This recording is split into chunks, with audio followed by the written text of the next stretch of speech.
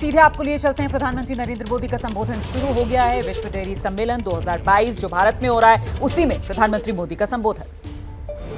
International dairy federation के अध्यक्ष pre बजाले जी, IDF के डीजी कैरोलिन हेमंड जी, यहां उपस्थित अन्य महानुभावी, देवी और सज्जनों, मुझे खुशी है कि आज डेयरी सेक्टर के दुनिया भर के एक्सपर्ट्स और इनोवेटर्स भारत में एकजुट हुए हैं। मैं वर्ल्ड डेयरी समिट में अलग अलग देशों में, अलग अलग देशों से आए हुए सभी महानुभावों का, भारत के कोटि कोटि पशुओं की तरफ से, भारत के कोटि कोटि नागरिकों की तरफ से, भारत सरकार की तरफ से हृदय से बहुत बहुत स्वागत करता हूं। डेयरी सेक्टर का सामर्थ्य न सिर्फ ग्रामीण अर्थव्यवस्था को गति देता है, बल्कि ये दुनिया भर में करोड़ों लोगों की आजीविका का भी प्रमुख साधन है। मुझे विश्वास है ये समिट आइडियाज, टेक्नोलॉजी, एक्सपर्टाइज और डेयरी सेक्टर से जुड़ी परंपराओं के स्तर पर एक दूसरे की जानकारी बढ़ाने और एक दूसरे से सीखने में बहुत बड़ी भूमिका निभाएगी। साथियों, आज का ये आयोजन ऐसे समय में हो रहा है जब भारत ने अपनी आजादी के 75 वर्ष पूरे किए हैं। ये भी संयोग है कि आज के इस आयोजन से भारत के 75 लाख से ज्यादा डेयरी किसान भी टेक्नोलॉजी के माध्यम से इस कार्यक्रम में हमारे साथ जुड़े हुए हैं। इस तरह की समिट के लिए और उसमें लास्ट माइल बेनिफिशियरी हमारे ऐसे ही किसान भाई बहन होते हैं। मैं वर्ल्ड डेयरी समिट में अपने किसान साथियों का भी स्वागत करता हूं, उनका अभिनंदन करता हूं। साथियों, पशुधन और दूध से जुड़े व्यवसाय भारत की हजारों वर्ष पुरानी संस्कृति का अभिन्न हिस्सा रहा है। हमारी इस विरासत ने भारत के डेयरी सेक्टर को कुछ विशेषताओं से सशक्त कर दिया है। इस समिट में दूसरे देशों से जो एक्सपर्ट आए हैं, मैं उनके सामने इन विशेषताओं का विशेष रूप से उल्लेख करना चाहता हूं। साथियों, विश्व के अन्य विकसित देशों से अलग भारत में डेयरी सेक्टर की असली ताकत छोटे किसान है। भारत के डेयरी सेक्टर की पहचान मास प्रोडक्शन से ज्यादा प्रोडक्शन बाय मासिस की है। भारत में डेयरी सेक्टर से जुड़े अधिकांश किसानों के पास या तो एक पशु है, दो है या 3 पशु हैं। इन्हीं छोटे किसानों के परिश्रम और उनके पशुधन की वजह से आज भारत पूरे विश्व में सबसे ज्यादा दुग्ध उत्पादन करने वाला देश है। आज भारत के 8 करोड़ से ज्यादा परिवारों को ये सेक्टर रोजगार मुहैया कराता है। भारत के डेयरी सेक्टर की यूनिकनेस आपको अन्य जगह पर शायद ही कभी कहीं मिल जाए। आज वर्ल्ड डेयरी समिट में इसका जिक्र मैं इसलिए भी कर रहा हूं क्योंकि विश्व के अनेक गरीब देशों के किसानों के लिए ये एक बेहतरीन बिजनेस मॉडल बन सकता है। साथियों, भारत के डेयरी सेक्टर की इस खासियत को एक और यूनिकनेस से जबरदस्त सपोर्ट मिलता है।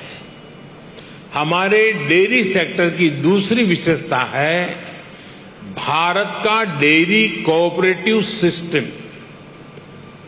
आज भारत में डेयरी कोऑपरेटिव का एक ऐसा विशाल नेटवर्क है जिसकी मिसाल पूरी दुनिया में मिलना मुश्किल है। ये डेयरी कोऑपरेटिव्स देश के 2 लाख से ज्यादा गांवों में करीब करीब 2 करोड़ किसानों से दिन में 2 बार दूध जमा करती है और उसे ग्राहकों तक पहुंचाती है। इस पूरी प्रक्रिया में बीच में कोई भी मिडलमैन नहीं होता और ग्राहकों से जो पैसा मिलता है उसका 70% से ज्यादा सीधा किसानों के जेब में ही जाता है। इतना ही नहीं, अगर मैं गुजरात राज्य की बात करूं तो ये सारे पैसे सीधे महिलाओं के बैंक अकाउंट में जाते हैं। पूरे विश्व में इतना ज्यादा रेशियो किसी और देश में नहीं है। अब तो भारत में हो रही डिजिटल क्रांति की वजह से डेयरी सेक्टर में ज्यादातर लेन देन बहुत तेजी गति से होने लगी है। मैं समझता हूं भारत की डेयरी कोऑपरेटिव्स की स्टडी, उनके बारे में जानकारी, डेयरी सेक्टर में डेवलप किया गया डिजिटल पेमेंट सिस्टम दुनिया के बहुत से देशों के किसानों के बहुत काम आ सकता है। इसलिए भारत के डेयरी सेक्टर की एक और बड़ी ताकत है, एक और यूनिकनेस है हमारी इंडिजिनस स्पीशीज। भारत के पास गायों की, भैंसों की जो स्थानीय ब्रीड है वो कठिन से कठिन मौसम में भी सरवाइव करने के लिए जानी जाती है। मैं आपको गुजरात की बन्नी भैंस का उदाहरण देना चाहूंगा। ये बन्नी भैंस कच्छ के रेगिस्तान और वहां की परिस्थितियों से ऐसी घुल मिल गई है कि देखकर कई बार हैरानी होती है। दिन में बहुत ही भयंकर धूप होती है, बहुत गर्मी होती है, कड़क धूप होती है। इसलिए ये बन्नी भैंस रात के कम तापमान में घास चरने के लिए निकलती है। विदेश से आए हमारे साथी ये जानकर के भी चौंक जाएंगे कि उस समय बन्नी भैंस के साथ कोई उसका पालक, उसका किसान उसके साथ नहीं होता है। वो गांव के पास बने चारगांव में खुद ही जाती है। रेगिस्तान में पानी कम होता है, इसलिए बहुत कम पानी में भी बन्नी भैंस का काम चल जाता है। बन्नी भैंस रात में 10-10, 15-15 किलोमीटर दूर जाकर घास चरने के बाद भी सुबह अपने आप खुद घर चली आती है। ऐसा बहुत कम सुनने में आता है कि किसी की बन्नी भैंस खो गई हो या गलत घर में चली गई हो। मैंने आपको सिर्फ बन्नी भैंस का ही उदाहरण दिया है, लेकिन भारत में मुर्रा, मेसाना, जाफराबादी, नीली रवि, पंढरपुरी जैसी अनेक जात नस्लें भैंस की आज भी अपने अपने तरीके से विकसित हो रही है। इसी तरह गाय हो, उसमें गीर गाय, सहीवाल, राठी, कांकरेज, थारपारकर, हरियाणा, ऐसी ही कितनी गाय की नस्लें हैं जो भारत के डेयरी सेक्टर को यूनिक बनाती हैं। भारतीय नस्ल के ये ज्यादातर पशु क्लाइमेट कंफर्टेबल भी होते हैं और उतने ही एडजस्टिंग भी। साथियों, अभी तक मैंने आपको भारत के डेयरी सेक्टर की 3 यूनिकनेस बताई है जो इसकी पहचान है। छोटे किसानों की शक्ति, कोऑपरेटिव की शक्ति और भारतीय नस्ले पशुओं की शक्ति मिलकर एक अलग ही ताकत बनती है। लेकिन भारत के डेयरी सेक्टर की एक चौथी यूनिकनेस भी है जिसकी उतनी चर्चा नहीं हो पाती, जिसको उतना रिकग्निशन नहीं मिल पाता। विदेश से आए हमारे मेहमान संभवतः ये जानकर के हैरान हो जाएंगे कि भारत के डेयरी सेक्टर में विमेन पावर 70% वर्कफोर्स का प्रतिनिधित्व करती है। भारत के डेयरी सेक्टर की असली कर्णधार विमेन्स हैं, महिलाएं हैं। इतना ही नहीं, भारत के डेयरी कोऑपरेटिव में भी 1/3 से ज्यादा सदस्य महिलाएं ही हैं। आप अंदाजा लगा सकते हैं, भारत में जो डेयरी सेक्टर 8.5 लाख करोड़ रुपए का है, जिसकी वैल्यू धान और गेहूं के कुल प्रोडक्शन से भी ज्यादा है, उसकी ड्राइविंग फोर्स भारत के ग्रामीण क्षेत्र में रहने वाली महिलाएं हैं, हमारी माताएं हैं, हमारी बेटियां हैं।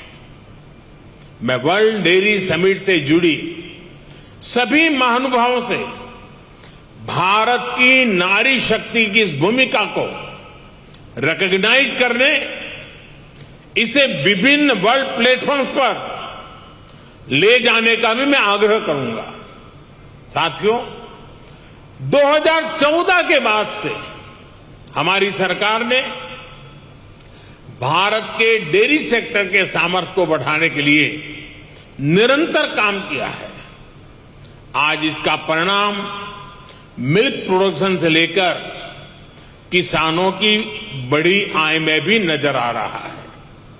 2014 में भारत में 146 मिलियन टन दूध का उत्पादन होता था। अब ये बढ़कर 210 मिलियन टन तक पहुंच गया है, यानी करीब करीब 44% की वृद्धि। आज पूरे विश्व में मिल्क प्रोडक्शन 2% की रफ्तार से बढ़ रहा है, जबकि भारत में इसकी रफ्तार 6% से भी ज्यादा है। भारत में दूध की पर कैपिटा अवेलेबिलिटी पूरे विश्व के औसत से कहीं ज्यादा है। बीते 3-4 वर्षों में ही भारत के छोटे किसानों ने बैंक खातों में हमारी सरकार ने करीब 2 लाख करोड़ रुपए सीधे ट्रांसफर किए हैं। इसका बहुत बड़ा हिस्सा डेयरी सेक्टर से जुड़े किसानों के खातों में भी आया है।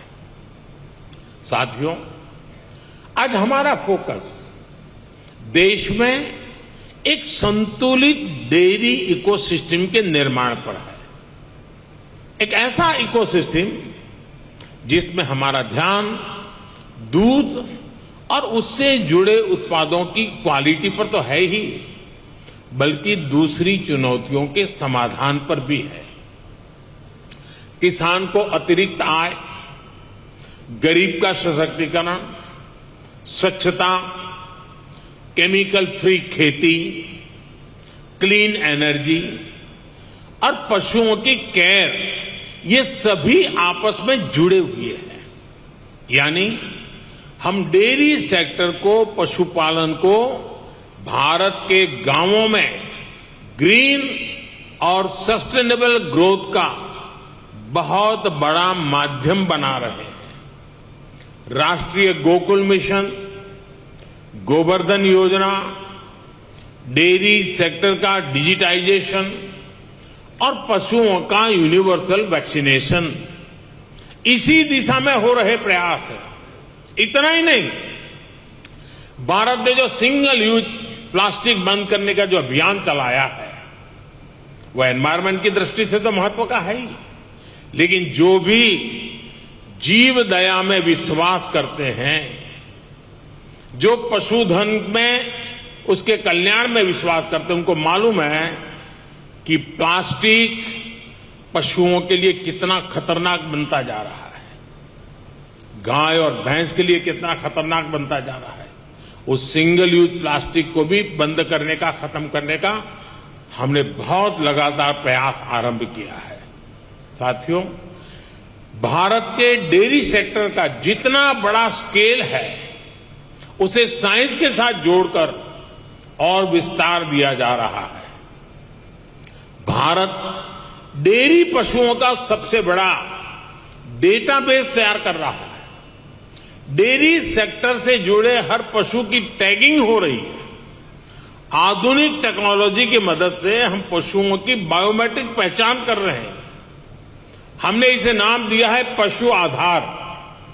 पशु आधार के जरिए पशुओं की डिजिटल आइडेंटिफिकेशन की जा रही है, जिससे उनकी सेहत पर नजर रखने के साथ साथ डेयरी प्रोडक्ट से जुड़े मार्केट को विस्तार देने में मदद मिलेगी। साथियों, आज भारत का बहुत बड़ा फोकस पशुपालन के क्षेत्र में उद्यमशीलता को, एंटरप्राइज को बढ़ावा देने पर भी है। डेयरी सेक्टर से जुड़े छोटे किसानों की ताकत को हम फार्मर प्रोड्यूसर ऑर्गेनाइजेशंस और महिलाओं के सेल्फ हेल्प ग्रुप के माध्यम से एकजुट कर रहे हैं। इनको बड़ी मार्केट फोर्स बना रहे हैं। अपने युवा टैलेंट का उपयोग हम एग्रीकल्चर और डेयरी सेक्टर्स में स्टार्टअप के निर्माण में भी कर रहे हैं। आपको ये जानकर भी अच्छा लगेगा कि भारत में बीते 5-6 साल में एग्रीकल्चर और डेयरी सेक्टर में 1000 से अधिक स्टार्टअप बने हैं।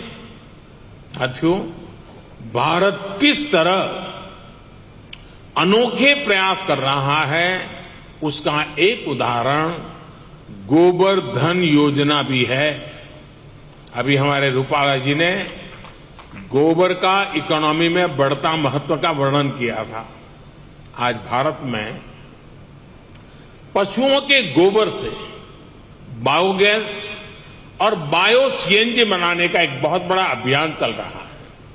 हमारी कोशिश है कि डेयरी प्लांट्स अपनी जरूरत की अधिकतर बिजली गोबर से ही पूरी करें। इससे किसानों को गोबर का भी पैसा मिलने का रास्ता बन रहा है।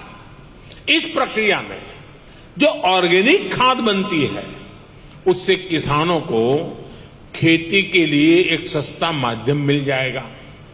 इससे खेती की लागत भी कम होगी और मिट्टी भी सुरक्षित रहेगी।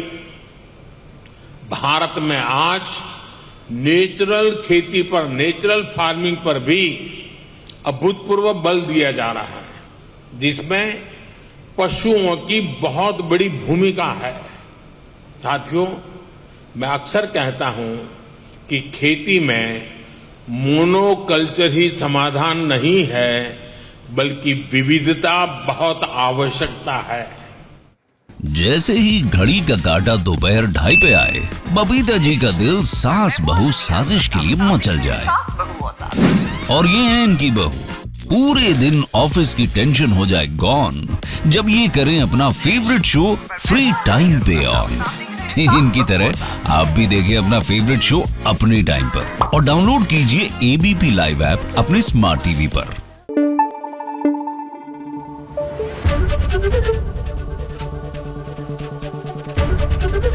एबीपी न्यूज आपको रखे आगे।